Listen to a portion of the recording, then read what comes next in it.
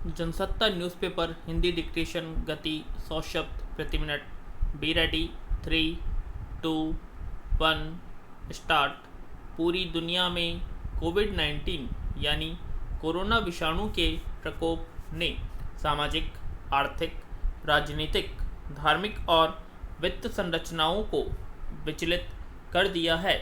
ऐसे में भारत और यहाँ के आम लोगों की आर्थिक हालत बहुत बुरी हो चुकी है। दूसरी ओर महंगाई आसमान छू रही है।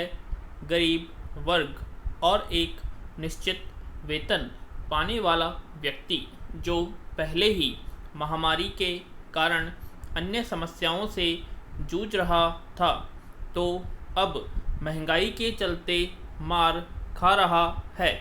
मुद्रास्फीति के कारण रोजमर्रा की चीज़ें महंगी होती जा रही हैं और गरीब वर्ग के लोगों को उसका नुकसान उठाना पड़ रहा है। कई राज्यों में प्रतिदिन पेट्रोल डीजल के दाम बढ़ने से जनता को पहले ही परेशानियों का सामना करना पड़ रहा है। वहीं घरेलू सामान, तेल, गैस और खाद्य पदार्थों की कीमतों में बढ़ोतरी ने लोगों को संकट में डाल रखा है।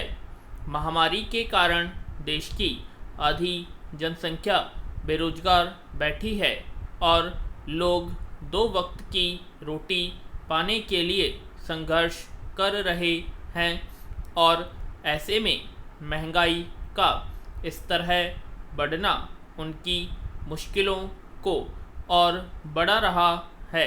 पैरा देश की जनता सरकार के वादों पर भरोसा करके उन्हें वोट देती है ताकि वह उनकी समस्याओं का हल कर सकें, लेकिन चुनाव में जीतने के बाद सरकार अपनी आवश्यकताओं की पूर्ति को महत्व देती है, न कि देश के नागरिकों को। भाजपा जहां सत्ता में आने से पहले महंगाई के विरोध में थी और इसी विषय को अपने चुनाव का मुख्य मुद्दा बनाकर उसने चुनाव में जीत हासिल की, वहीं अब वह महंगाई पर चुप्पी साधे बैठी है। यह लगातार 5वां महीना है जब थोक महंगाई दर में तेजी आई है और से महंगाई अर्थव्यवस्था पर हमला बोल रही है। अगर हालात में सुधार नहीं हुआ तो विकास दर के अनुसार कमज़ोर पड़ सकते हैं और रोजगार समेत बाकी सभी मोर्चों पर लोगों और सरकार को मुश्किलों का सामना करना पड़ सकता है। पैरा आज हम देख रहे हैं कि हर जगह हर मनुष्य के भीतर मन में कोई न कोई अग्नि लगी हुई है। कहीं काम की अग्नि तो कहीं क्रोध की, कहीं लालच की तो कहीं घमंड की। इन सब के अलावा एक अग्नि ऐसी भी है जो मनुष्य की सफलता, निराशा और उसके दुख का कारण बनी हुई है और वह है ईर्ष्या की अग्नि।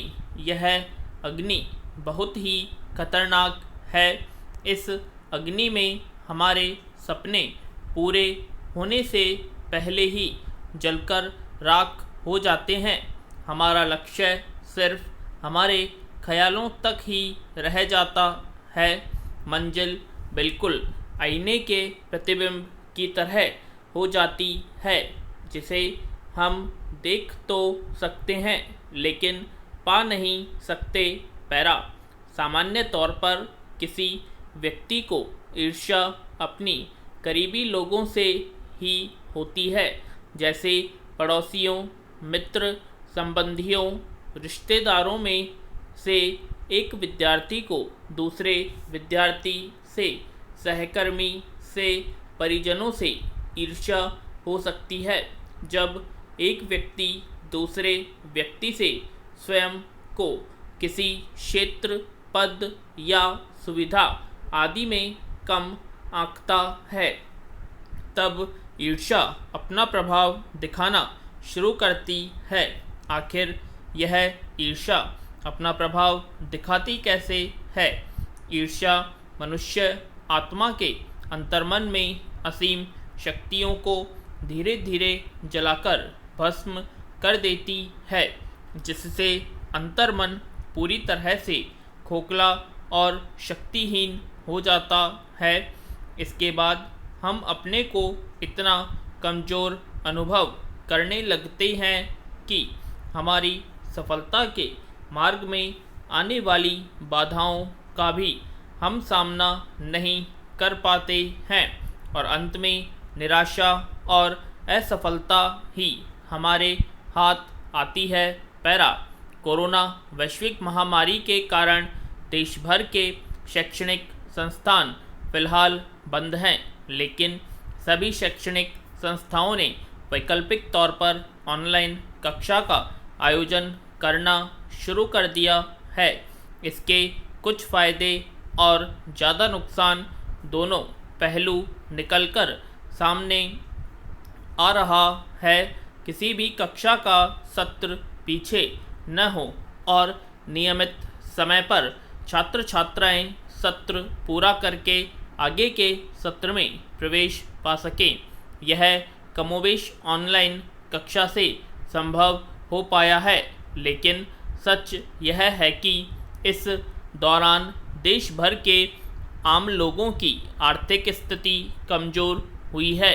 किसान और मजदूर वर्ग को आर्थिक नुकसान उठाना पड़ा है, जिसे देखते हुए उच्च शैक्षणिक संस्थाओं में इंदिरा गांधी राष्ट्रीय मुक्त विश्वविद्यालय ने फैसला किया है कि पिछले वर्ष की परीक्षा फॉर्म शुल्क को अगले वर्ष के परीक्षा फॉर्म शुल्क में समायोजित किया जाएगा।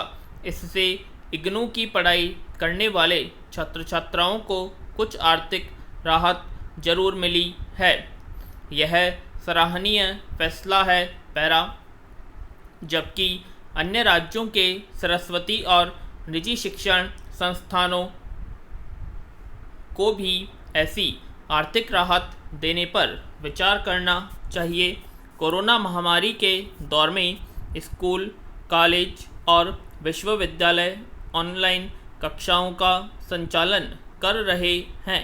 इससे सभी शैक्षणिक संस्थाओं में बाहरी खर्च होने के बजाय अन्य खर्च बच रहा है। दूसरी ओर शिक्षक और विद्यार्थियों को अपने सिम कार्ड को रिचार्ज कराकर कक्षा में शामिल होना पड़ रहा है। ऐसे में यहाँ शिक्षक और विद्यार्थियों को दोहरा आर्थिक शुल्क का वहन करना पड़ रहा है। इसे देखते हुए देश के सभी शिक्षण संस्थानों को शैक्षणिक शुल्क के अलावा विभिन्न शुल्क में केवल ऑनलाइन कक्षा संचालन होने तक कसौटी करके छात्र छात्राओं को आर्थिक राहत देने पर विचार करना चाहिए, वरना छात्र छात्राओं के परिवार को आर्थिक रूप से दोहरी मार झेलनी पड़ रही है।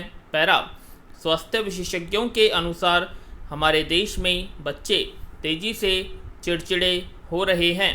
उनमें मोटापा और मधुमेह जैसी बीमारियों का डर बना रहता है। यह सब महामारी के दौर में कई तरह की मुश्किलों के कारण हो रहा है। महामारी में स्कूल बंद हैं और बच्चे घरों में कैद हैं।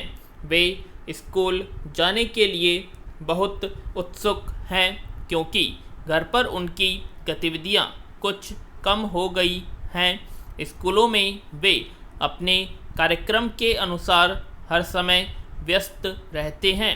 वहाँ पढ़ने, खेलने और खाने का एक निश्चित समय है। स्कूलों में वे रोज़ाना अपने दोस्तों से मिलते थे और दोस्ती जीवन में मानसिक और शारीरिक रूप से बढ़ने का सबसे अच्छा साधन है। वे शिक्षकों के रूप में अपने साथ आमने सामने बातचीत करते हैं और इससे उन्हें समस्याओं का हल करने में मदद मिलती है। घर पर उनके पास बिस्तर से उठने और खाने और खेलने का कोई निश्चित समय नहीं होता। पूर्ण विराम।